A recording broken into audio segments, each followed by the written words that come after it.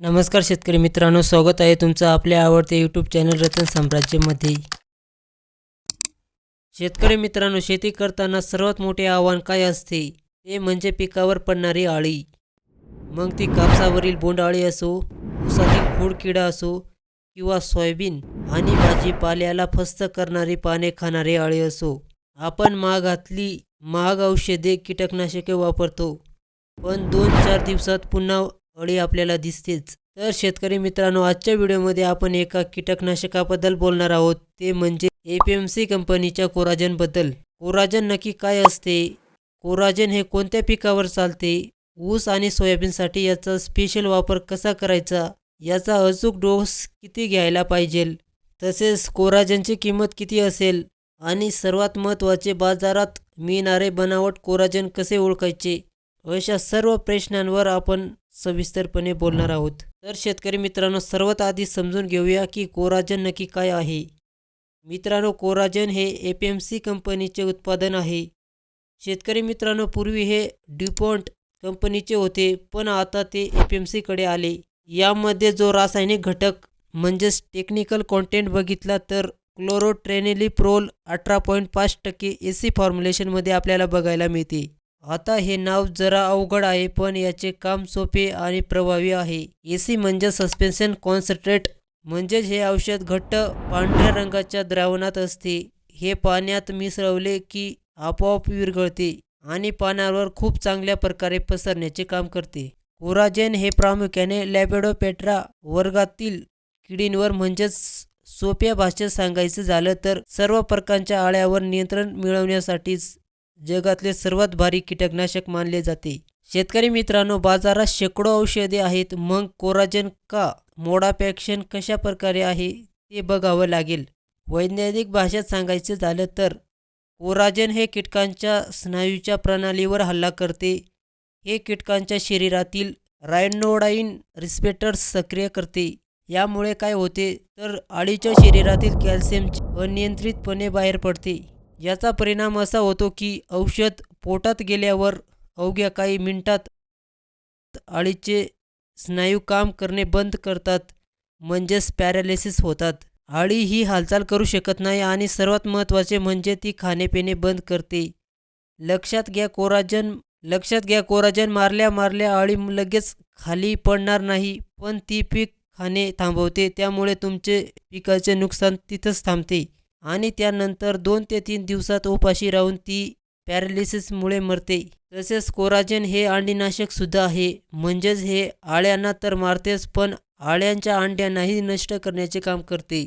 शेतकरी मित्रांनो, आता बघूया कोणकोणत्या पिकावर आणि किडीवर प्रभावीपणे कार्य करते ते. तसं पाहिले तर जवळपास सर्वच पिकांवर याचा वापर होतो, पण काही पिकांसाठी हे वरदान म्हणून काम करते. ऊस उत्पादन शेतकऱ्यासाठी कोराजेन हे ब्रह्मास्त्रासारखे आहे. ऊसावरील केसाळ अळी, इयरली शूट बोरर आणि स्टॉप बोरर यासाठी जबरदस्त रिझल्ट आहे. भात शेतीत 2 शत्रू असतात, खोडकिडा आणि पाने गुंडाळणारी अळी. कोराजेन या दोन्ही किडींना नायनाट करते. सोयाबीन आणि तूर, सोयाबीनवरील चक्री भुंगा, उंटअळी आणि तंबाखूवर पाने खाणारी अळी. टोमॅटो आणि वांगी, फळ पोखरणारी अळी आणि शेंगा पोखरणारी अळी. मका पिकातील लष्करी अळीसाठी सुद्धा हे प्रभावीपणे काम करते. कापूसमध्ये बोंडअळी नियंत्रणासाठी याचा चांगल्या प्रकारे वापर होतो. डोस आणि प्रमाण बघितला तर शेतकरी मित्रांनो, औषध कितीही चांगले असले तरी डोस चुकला तर रिझल्ट मिळत नाही. त्यामुळे कोराजेनचा डोस खूप काळजीपूर्वक ऐका.